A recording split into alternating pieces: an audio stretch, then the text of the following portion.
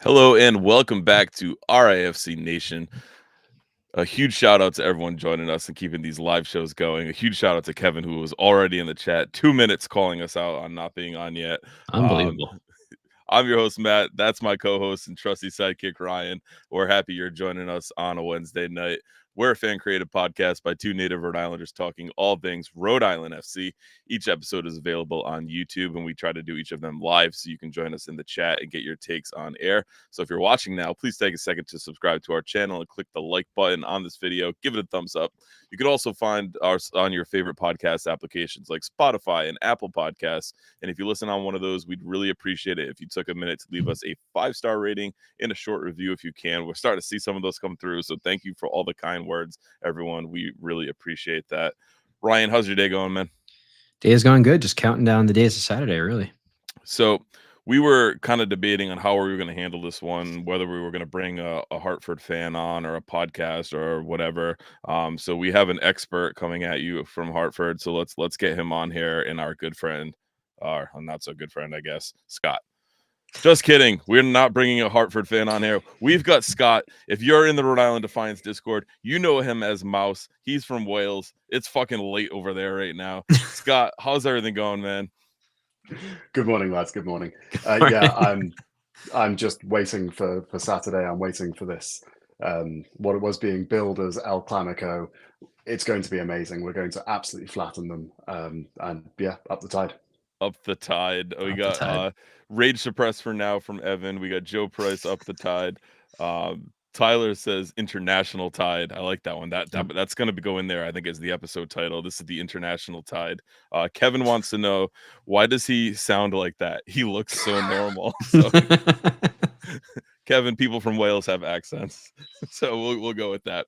We definitely want to start, Scott, with your RIFC story. So how does a dude in Wales get to root for a little startup expansion team in the USL Championship, and not just any team in the USL Championship, but from little old Rhode Island?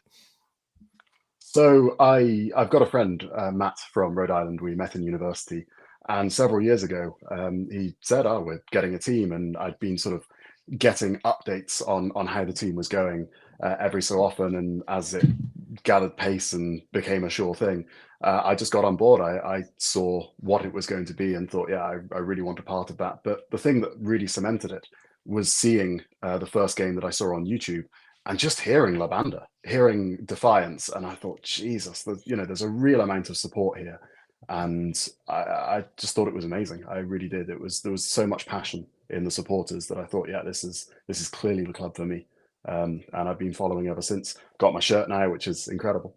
I don't know if you can see that on. He's got the inaugural scarf. He's got his road kit on. He's got an RIFC Nation sticker on that scarf. We absolutely love that.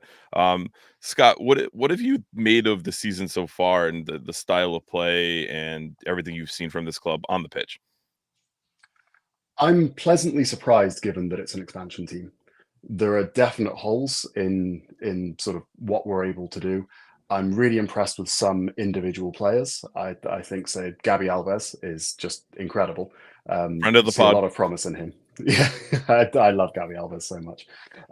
Yeah, so individual wise, we can see a lot of talent coming through. I think there are definite holes there. I'd love to see four at the back. I'd love to see a 4-4-2.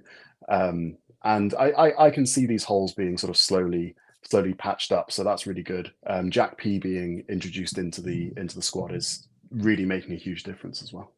Yeah, so we've got another international tide in the chat. Fuck Hartford from Colombia. So This is incredible. we're all over the map today. This is awesome. I love it.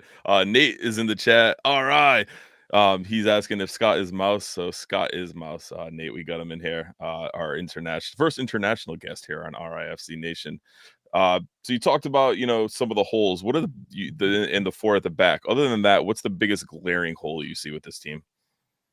It just seems to be the final third. That just seems to be it. We are creating a lot of chances. We're putting in a load of crosses. Quazera is doing an incredible job actually getting down the wing and crossing it in, but it just the final product isn't there. When there are mistakes from the opposition, we don't seem to capitalize on it. And I don't really know what this is, but it's glaringly clear that we're not able to finish. And fitness. I've been banging on about this for weeks. The fitness isn't there, and a lot of teams fall off in the 80th minute. We're falling off in the 60th, and that's, I think, once that is settled, once we have a good degree of fitness or even just squad depth, I think we're going to be able to capitalize on those opportunities a little bit more. I think that's really well said. You've got Kevin kind of going with some uh, British terms over here. I've been saying 4-4-2 since week 2. Bloody hell. Of course, ending it there. Joe Price in the chat says 4-4-2. That's Tory behavior. So you are definitely triggering people in the chat. I love it. Annoying Dreams saying, Dream Nightmare. All my homies hate Hartford, and we'll continue that theme throughout this one. You've got the road kit on, and I know you are on a huge public service announcement about the road kit and how much you love it. So talk to us about that kit and why you chose that one. Well, it's next year's home kit, which is sort of the main thing for me. That hasn't been made official yet. The announcement hasn't come out, but I have it on good authority. These are also very close to the colours and very close to the kit of Newport County. So it's a very easy decision for me. It looks cooler. All the women love it, and it is next year's home kit. So in terms of which one to choose, there is clearly an objectively correct choice. Would you say that it looks cool and warm? That's a very Rhode Island joke there. Rhode Island gaff. Our state tourist campaign was dubbed Cooler and Warmer, and it came out that they spent I don't know how many millions on it, and they actually used pictures in the campaign from Iceland, not even from Rhode Island. So in typical Rhode Island fashion, we threw away money. It was I think we had a little technical glitch right there. Technical glitch, but we're back. We're in a different order. We threw away money and got a shit response. So I don't know what exactly happened there.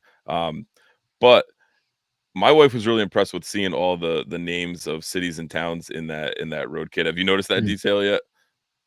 Yes, it's really cool. That was another reason why I quite liked it, was that the stitching is quite intricate. You do see the sort of nautical theme coming through, and then all of the town names. It's the best kit. It's is. Definitely well done. Evan has in the chat, you hear that, single guys, the amber kit is a chick magnet. Scott, Ryan and I kind of talked about it off the air. Totally forgot to mention it last podcast, but my wife is very upset that they don't sell the keeper kit. She loved that lavenderish kit Koke had on and said she would actually buy it, at the match if she was there. But I know there's no plans on selling that this year, but hopefully that's something the club can kind of relook at. So let's shift gears a little bit. We're going to kick it to Ryan. He's going to give you some expert or lame Connecticut facts, depending on how you look at them. I think Connecticut's pretty lame in general, so most of them will be lame, but we'll shift gears and Ryan, hit us with what you got there. And also, please, I invite you in the chat to bring up your own Connecticut facts here. But did you guys know that Hartford only became the sole capital of Connecticut in 1875? They actually shared it for the beginning of their existence, so couldn't even have their own existence as a capital. It's disgusting. Next up, they are known as the insurance capital of the world. They put all their time and effort to become the insurance capital of the world. Just an unbelievably lame place. It's unfortunate we have to go there on Saturday in general, but hoping that we can leave there with a victory for sure. I don't have much more than that. There's not much to talk about with Hartford. So I know they claim that the Connecticut is the pizza capital of the US, and like the pizza's okay. Like I don't know. Like, and also same in Hartford. New Haven is the one you can so like they try to get it all in there.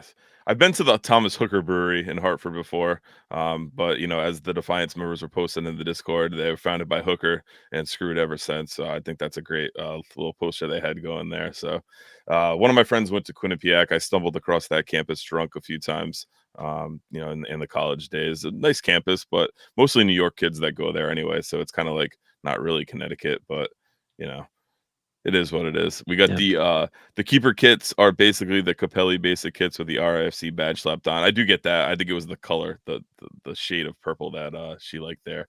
And Megatron adds that Connecticut is the insurance capital because they are expert in fuck ups. I do like that. Couldn't have said it better myself. Thank you, Evan. Kevin also did a lot of stumbling at QU 2007 to 2010. Are you a Quinnipiac alum, Kev? We'll get that answer in the chat in a sec.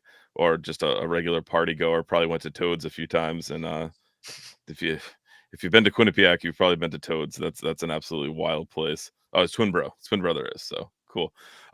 We're gonna do our RIFC in 3 segment, but we're gonna use our 3-word reviews to sum up Hartford season. So Scott, give us your 3-word take on Hartford season so far.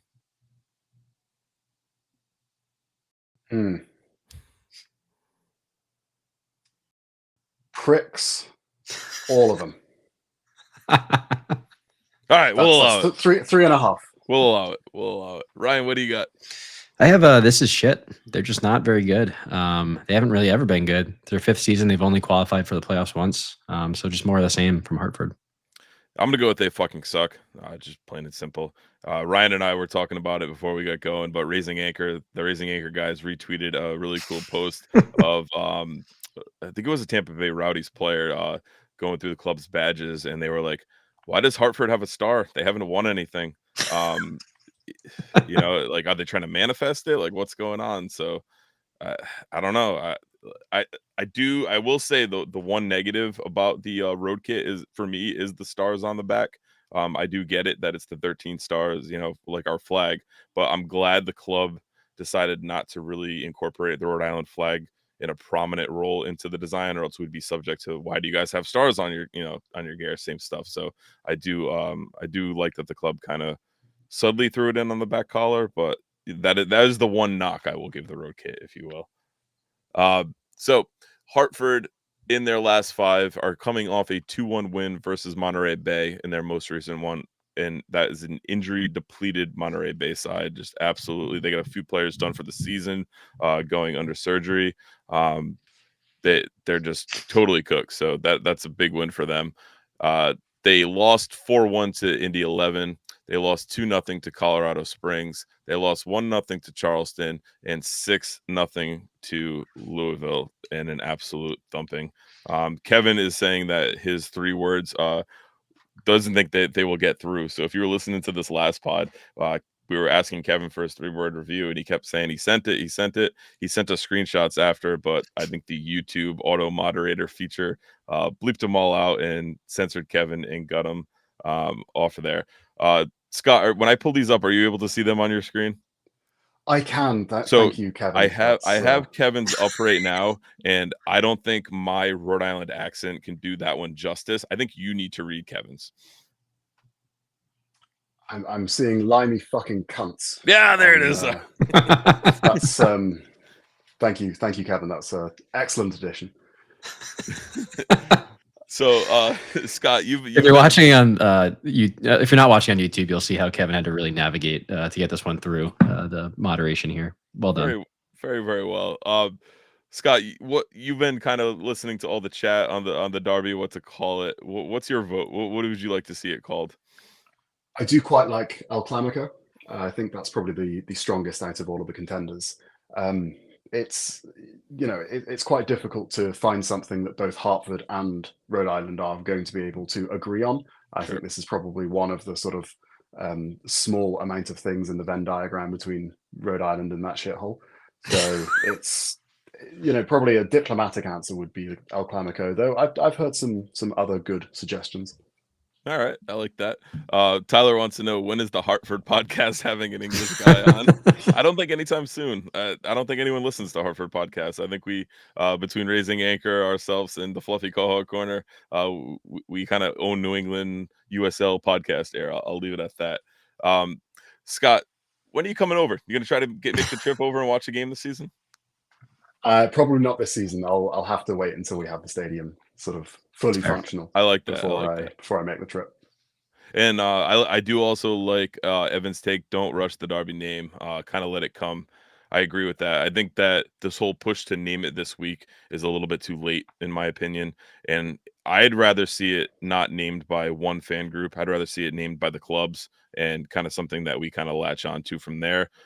It would suck to name it and then we go in there and don't produce a result, because then it's like, well, you wanted to call it this and you didn't do it. So I'm okay with taking a step back, maybe letting it be, let a match be played, or let these first 2 be played, and then give it a full proper name next season when we're actually in the stadium. So I do like that don't rush it point. Going from there. Kevin's saying there might already be a fundraiser in the works to get Scott across the pond over here to up the tide with us in a match. Big fan of this. Big fan That of will this. be an epic day. Nate keeps throwing out the seafood derby, which I do kind of like. It's got a little ring to it. I like it. So they are 1 win, 4 losses in those last 5 matches. Currently sitting in 10th place on 12 points with a -11 goal differential. We're right behind them in 11th on 10 points with a -6 goal differential. But we have played one more match than them. We've played 11. They've played 10 so far on the season. Ryan, let's start with you. How do you see this one shaking out? What are some of the keys to victory, having done your homework on this Hartford team, and how can we go out there and win this one? Yeah, so I'm sticking with my like 3 areas of focus for the team. So number 1, continue to win field tilt and possession. We are much more dominant in field tilt, which for everyone who hasn't heard me ramble about this, that is where is the ball being played rather than who has the ball. We usually are at a 55% clip versus 46 for them. We usually also edge possession 51%. They're usually at 47. So keep that as your bedrock. Play a controlled game and really use that to control the narrative. Number 2, don't make dumb mistakes. This team is not very good. Do not let them in the game. The 2 things that they are good at is they have a strong expected goals from set pieces. They're 5th in the league there. And they also have a strong expected goals from counters. So just don't make a dumb mistake to let them in the game. That's kind of all they do. And then finally, use our press to create chances and then use their press against them. They press almost as much as us, but they are not nearly as good at it. We are either 2nd or 3rd in the league at every pressing metric that I can get my hands on. They press a lot. They're 6th in the league at the amount of times they press and the intensity of it, but their efficiency and their actual disruption is much more mid-table. So use that press against them, cut through them. They also are 22nd in the league on expected goals from counters. So if we can break their press and get countering on them, I really think we can cause a ton of headaches for them. So yeah, just control the game. Don't make dumb mistakes and break through them quickly.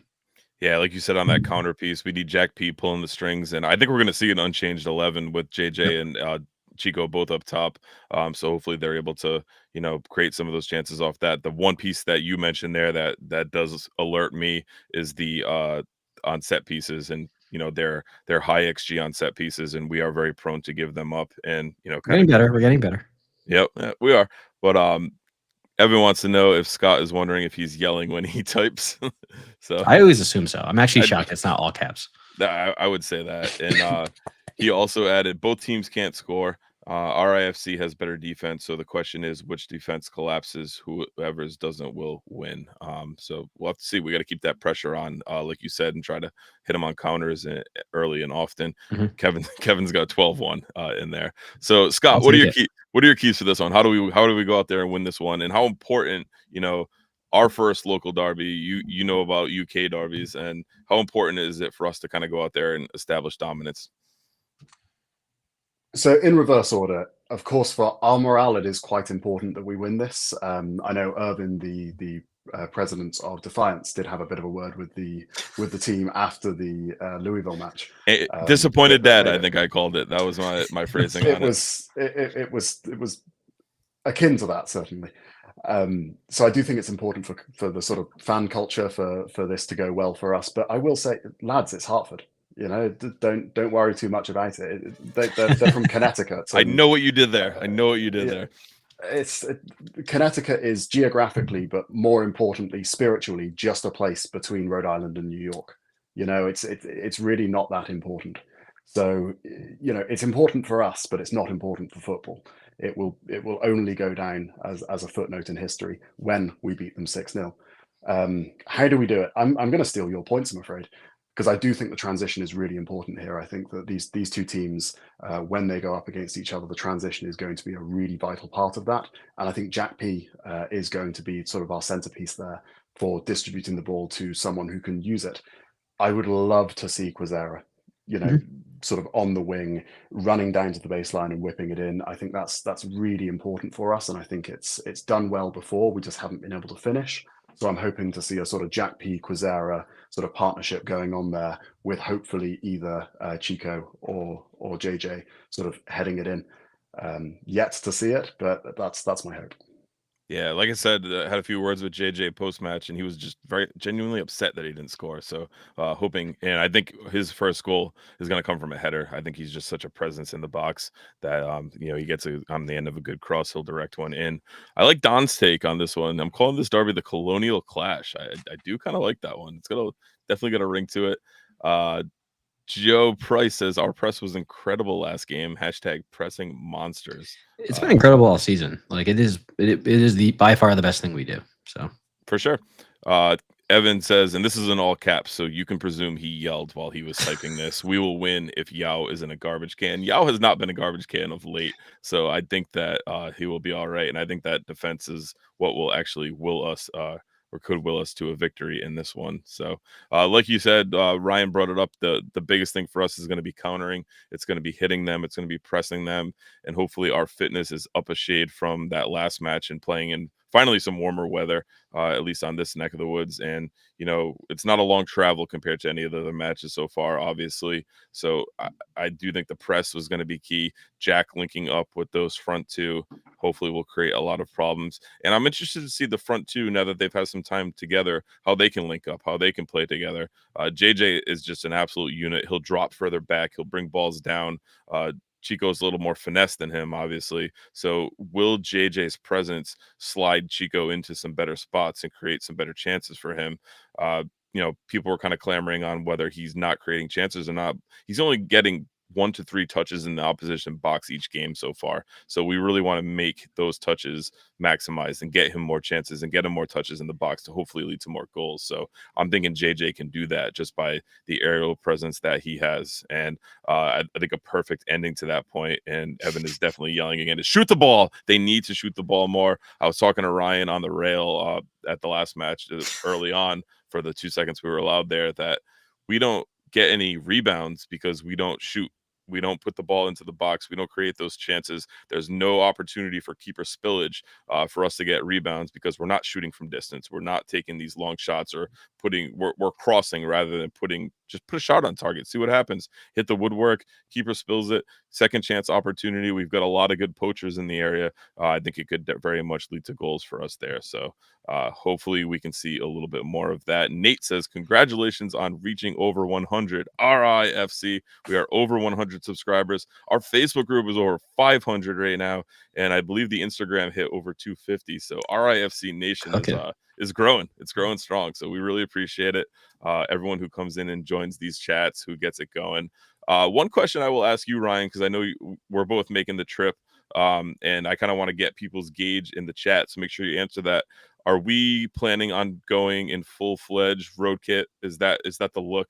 I feel like we should get a consent. We haven't really discussed this anywhere. I think we have to in the Discord, but my vote would be we go in full road kit, rep the road, rock the road, and hopefully get a fucking win on the road. Is that the plan?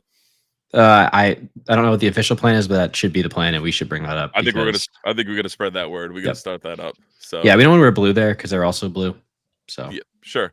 Actually, I have a question for you back on your point about Chico and JJ. So last game we saw JJ start on the right. We saw Chico through the middle. Later in the game they swapped. How do we see that? Do we think they're going to stick to that kind of system where they're swapping, or do we think they're going to stick JJ down the middle to start the game? What do you think? Yeah, I think JJ centrally is probably the best look to start, because then you can have Chico running off of him in near channels, and then you can also have our wingbacks running off him in wide channels. So I think it kind of opens up the wide areas, but also because of the threat in the wide areas will open up some spaces for Chico kind of sliding in a bit more centrally. Scott, how do you see that playing off with the two central forwards? I don't want to be too mean, but I hope that it does not involve Noah Fuson. And so this is a Noah Fuson podcast. So I'm aware of a lot of people were super hard on Noah in the Discord post match after the last one, but a lot of people after going back and rewatching were like, he wasn't that bad. I think he did kind of, he ran his race early, like I said on here, but I also think a couple of his passes were overcooked. So I think it's can I just contextualize what I've said as well? Sure, because I don't want him to be dropped. There is a certain player that I do not believe should be wearing a Rhode Island shirt. We'll leave him nameless. Fuson is not it. I think he's a fantastic footballer. I just don't think he's our attacking option. I think he should be used in the build-up play. I think he should be in the midfield. One key problem I think that we have is, again, transition, is when we lose the ball quite far up, we find ourselves with 3, 4, 5 players the wrong side of the ball. And I think Fuson is probably being played a little bit out of position here, because when we find ourselves defending really dangerous positions, he's not where he needs to be. He's not challenging for the ball in the middle of the park. And I think that's sort of a really big problem. If he's not going to be contributing materially to our dangerous positions and dangerous situations, maybe have him hang back a little bit, maybe have him as a playmaker rather than as a finisher. Yeah, That's I can see a world interesting. where like a diamond midfield with him at the top and then kind of Jack P and either Holstead or Ibarra, wherever you want to put him, I think could be very interesting. And then have the two strikers up top and then maybe Turnbull adding that width on the right. So I think there's a lot. The cool thing about us starting to get healthy is there's becoming a lot of interesting decisions that hopefully I mean, we mentioned fitness earlier, but I do hope Kano is starting to feel really comfortable using his subs for both fitness, but also for tactically changing the game, because I think that could become a huge narrative throughout the season, especially like McGlynn came on. He looked pretty sharp. He was snapping around a lot. So I think they're Doyle starting to even become looked a little better off the bench than we've seen. I think he has all season. Yeah. Because he brings a good amount of energy when he's got that 20-minute burst. But I think when he started, he just didn't have all the tools you'd want from that starting striker. So it's also a lot of the stat websites like FotMob, Transfer Market, stuff like that. They have Fuson listed as primarily a striker as his primary position. So in a 4-4-2 diamond, as you mentioned, Ryan, he can essentially play that false 9 role. And with the 2 up top creating chances, it allows Jack to sit back a little bit further and kind of be that deeper playmaker. So I think it could really kind of open things up. Because one thing that's tough about the system we played on Saturday was he was more of that left winger, where I think you actually wanted more in that center, almost like one off the striker rather than all the way out. So and the problem too is on that left wing, we tuck in Gabby Alves, so he's not like an overlapping fullback. So he has to kind of hold the width a lot of the time, and I don't think it's his best position, especially like what you want your winger if he's going to be isolated out there is to really beat his man off the dribble multiple times, which he doesn't seem to have that in his bag. But I mean, hey, more to come here. Also, Evan, you're talking about how angry you were. You did not have much to say, my friend, on Monday night. Unbelievable. That's quiet as a lamb in the call hog corner. Evan also added he would personally start Doyle against Hartford. He feels his physical play would be useful. I would push back on that. I think Ryan said it perfectly. I think Doyle does really good in those 20-minute bursts or so, and is able to come on and bring that physicality in the end of the game when the other team's back line is tiring and, kind of looking for a little bit of air. I mean, it's a classic, like, if you were a center back, who would you rather play against, Mark Doyle or JJ Williams? Oh, Mark Doyle all day. Yes. All day. While we're on Fuson, and we kind of talked about it a little bit. We'll start with you on this, Scott. What do you think his best position is? Because now we've seen him out wide, we've seen him centrally. Where do you think he suits this team best? I think actually in a position I've not seen him in, which is a creative midfielder. I think we need someone sort of centrally with Jack P as a supporting role. I think we need to make more play in the middle. We need to be able to. So I've noticed we are really, really good at winning aerial duels. We're just really bad at doing anything with it. Like when we win it, it either goes out or goes to the opposition or goes into I think Ryan talked about that last episode. Well, it's funny too, because it's not even just aerial duel. It's like our press is really good, but we can't do anything with it. Our heading is really good, we can't do anything with it. So it's like we're good at duels, we kind of get the ball and we're like, wait, what? It's like what do they say? Like a dog with a bone wouldn't know what to do with it if he caught it or something like that. So all right, so before we wrap this one up, we're going to kick it to our score predictions. So if you are with us live in the chat, put them in. We'll pull them up. We've got a few kind of trickling in already. Joe Price says, against these bums, we're going to win at least 5-0. Kevin is sticking firm 12-1. Ryan, let's start with you. What do you got for this? Yeah, I got us down there at 3-1. I'm feeling good, which might not be actually a good sign, but I do think this defense is there to be had. I think we've seen some more promising signs over the past few weeks. I think they have a mistake in them, which I hope that we can capitalize on. And I do hope the team, like I was yelling about last week, can really keep that momentum on the defensive end and not let them in this game and let the scoreline dictate it. Oh, I like that. We got now everyone's just copying me. What is this? Come on, guys. Evan's got. I'm saying it's a low scoring match just because both teams suck in the final third. I'm gonna go with 2-1. Our guy Nate Ski's got 2-0. Matt Hands has 3-1. I do like that no one's prefacing which 3 and which 1. Everyone good. I'm assuming We all that's know. all We all know. RIFC. That's Yep. all RIFC. Scott, what do you got for this one? You said 6-0 earlier. Are you sticking bold with that one?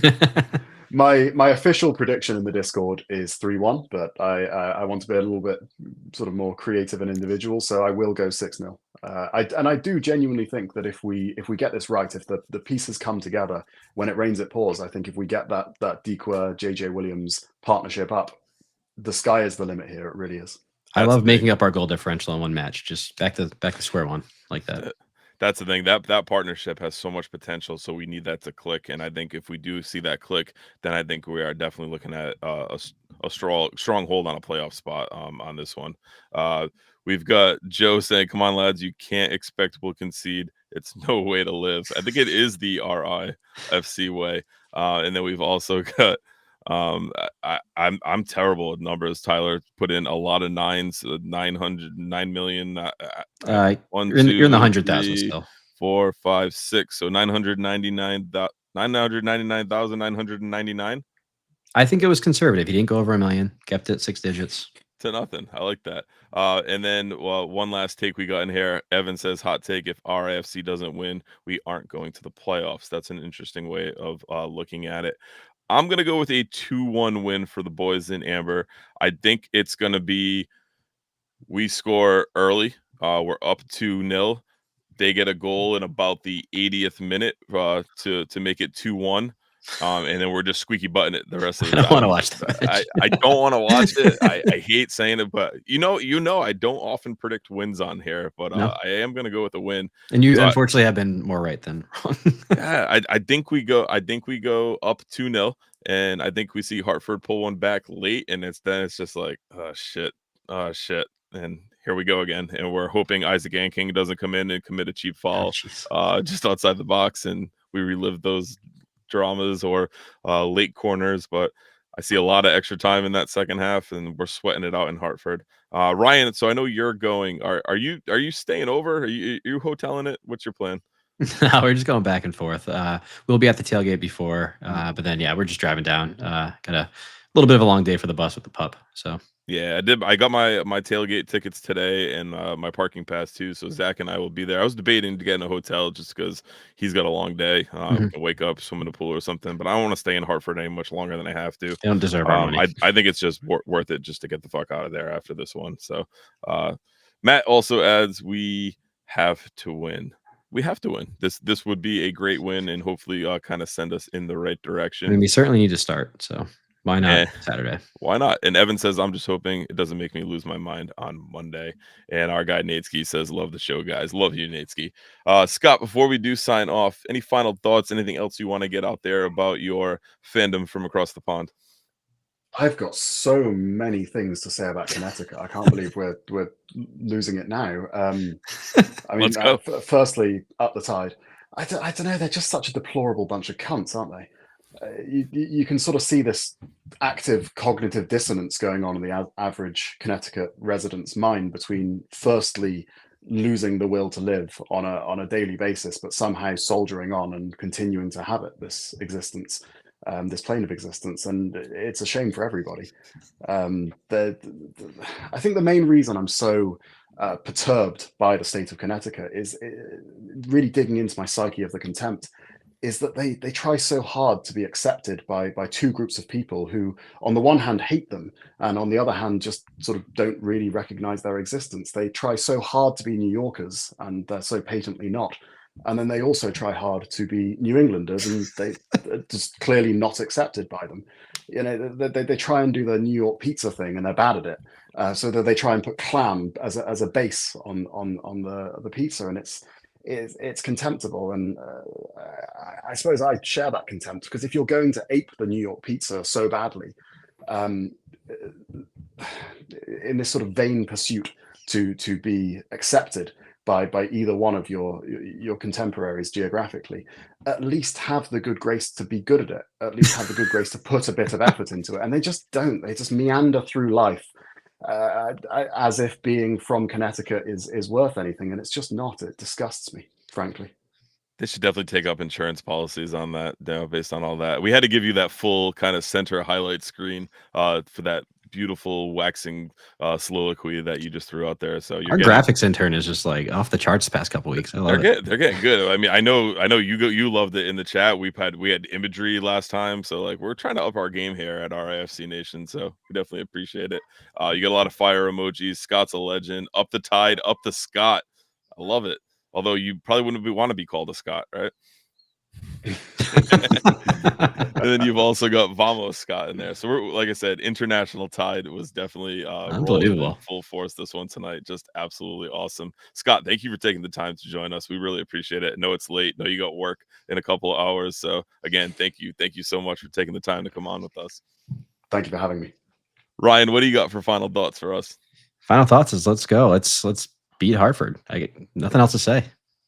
That's it. I hope it's a big win. I know Irvin. I'm gonna try to do something kind of quick with him. He was talking about if you are going to this match and you are wearing an RIFC scarf, make sure you tie it. There's gonna be some assholes who might try to snatch your scarf, and kind of run around with it. If you don't know how, go on YouTube. We're gonna try to have Irvin give you a cool tutorial on how to try it, how to get it tied up on here. But just be aware of your surroundings. I know pretty much everyone that's going will either be on the bus or in that tailgate. I would assume would be the kind of way to go. So stay together, travel in packs, because we know Hartford is scum, and we don't want anything bad happening to us, especially after we walk out of there with all 3 points. We got 3 panelists today, 3 predicting wins. So hopefully all 3 of us are right, because good things come in threes, right? So this has definitely been a fun one. Maybe my favorite away end so far, as we were able to go all the way away across the pond and get some international flavor on here. So again, thank you to Scott for joining us. Thanks to my co-host Ryan. It was a really, really good one. Brendan also threw out the, in fairness to Hartford not being the sole capital of Connecticut until 1875. RI had multiple capitals until 1900. Semantics. Up for debate. It's okay because it's Hartford, right? So just wanted to get you on there. Nate also said, see you on the Discord, Mouse. So, we will be chatting. We'll be going. So we'd love to hear from you on this one. Make sure you spread that word. We're your road kit to this one. Let's flood that stadium in amber and get things going and be loud and get things popping off in there. So that'll wrap it up for this one. Remember, RIFC Nation is more than just a podcast. You can find us on Twitter, Instagram, and Facebook for daily social media content. Click that link in this episode description to follow all of our accounts. If you're not already using the RIFC Club Collector app, which I've got my streak going. I'm hopefully going to finish the month perfect on this one, get all my packs. I didn't miss a day. If you're not using that, get started, go check it out. And then if you are, type in that code RIFC Nation, all one word, to get a free pack to add to your collection. So thanks again for tuning in. I've been your host, Matt, for my co-host, Ryan, and our special guest, Scott. We'll see you next time. And as always, up the tide. Up the tide. Up the tide.